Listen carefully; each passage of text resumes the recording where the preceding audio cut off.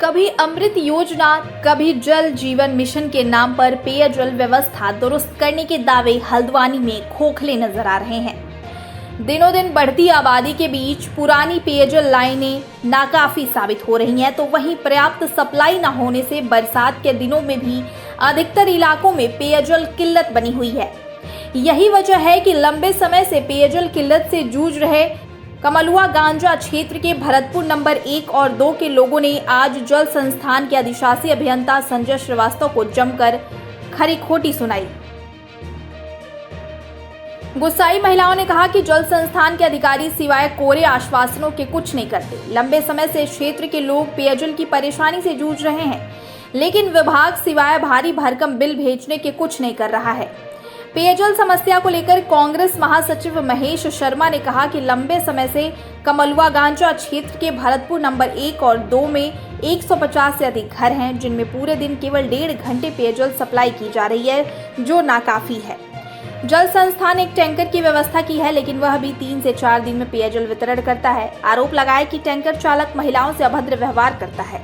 इधर मामले में अधिशासी अभियंता संजय श्रीवास्तव ने भी स्वीकार किया कि भरतपुर क्षेत्र में पेयजल संकट बना है। उन्होंने कहा कि 6 महीने में ट्यूबवेल निर्माण और नई लाइनें बिछाने का कार्य पूरा होते ही लोगों को पर्याप्त पानी मिलने लगेगा। सबसे पहले तो पानी की समस्या है। यहाँ पानी की बहुत दिक्कत है। हमें 2-3 साल से हम परेशान हो रखे हैं। पानी खोलते हैं, पता नहीं पानी किधर को खोलते हैं, कुछ समझ में नहीं आता है। पहले रूटीन थोड़ा ठीक था, तो अभी इन्होंने बिल्कुल सुबह के टाइम 1.5 घंटा कर रहे हैं पानी का, उसमें आधा घंटा हमारे पाइपों को भरने में लग जाता है। अब 1 घंटे में भी ढंग का पानी नहीं है, आधे घंटे बाद बंद हो जाता है। कहाँ के रहने वाले हैं? हम कमलुआ गांजा भरतपुर नंबर 1 और 2 से आए हैं। तो वहाँ पे कोई अधिकारी सूद लेने को नहीं आता? वहाँ पे क्या है? हम अधिकारी के वहाँ भी चले गए, हमने उनसे भी बात कर ली, वो भी कोई सुनवाई नहीं हो रही। आज हमें मजबूरन यहाँ आना पड़ा। पहले दिन हमने कल अपने गांव में मीटिंग करवाई थी पूरे ग्राम समूह के द्वारा, फिर उसके बाद हम यहाँ आए डिसाइड कर। हमको तो बहुत दिक्कत है। जब से मकान लगाया तब से तो 2-3 साल से मतलब पानी नहीं आ रहा है। और टैंकर आता है, सरकार ने ये सरकारी टैंकर आता है, वो आता है हफ्ते में, और 4 बाल्टी भरो तो वो जो ड्राइवर है वो भी लड़ जाता है। वो बोलता है कि बस 4 ही बाल्टी वहाँ ऊपर से वो कर रखा है, और जिनके जानवर है वो भी पानी नहीं दे पा रहे हैं। जब पीने के लिए पानी नहीं है तो और जानवरों के लिए कहाँ से आता है? कहाँ के रहने वाले हैं? हम कमलुआ गांजा। लंबे समय से भरतपुर नंबर 1 विशेषकर, और उसके अलावा भरतपुर नंबर 2 कमलुआ गांजा क्षेत्र के लोग यहाँ पर आए हैं। वहाँ पर कम से कम 150 से अधिक घर बन चुके हैं और लंबे समय से पेयजल की समस्या से जूझ रहे हैं। वहाँ पर बहुत कम पानी और बहुत छोटी लाइनें हैं, उसमें भी 1-1.5 घंटे पानी दिया जाता है। वो किसी को मिलता है, किसी को नहीं मिलता है। बिल सबके आते हैं। एक टैंकर वहाँ लगाया गया है, वो कहा गया है कि वो रोज़ आएगा, लेकिन वो तीसरे चौथे दिन आता है। और वो जो डिस्ट्रीब्यूटर है वो हमारी मात्र के साथ हमेशा अव्यवहारिक बातें करता है। तो ये सारी बातें हमने अधिशासी अभियंता महोदय के सामने में रखी हैं।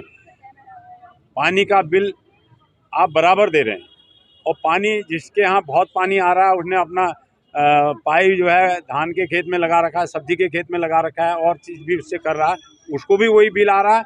और जिसके यहाँ 1 ही बाल्टी पानी आ रहा है, 5 ही बाल्टी पानी आ रहा है, नहीं आ रहा है, उसको भी उतना ही बिल आ रहा है। तो इस अव्यवस्था को दुरुस्त करने की बात हुई कही है, और जो पानी डिस्ट्रीब्यूशन में असमानता है उसको ठीक करने की बात हुई है।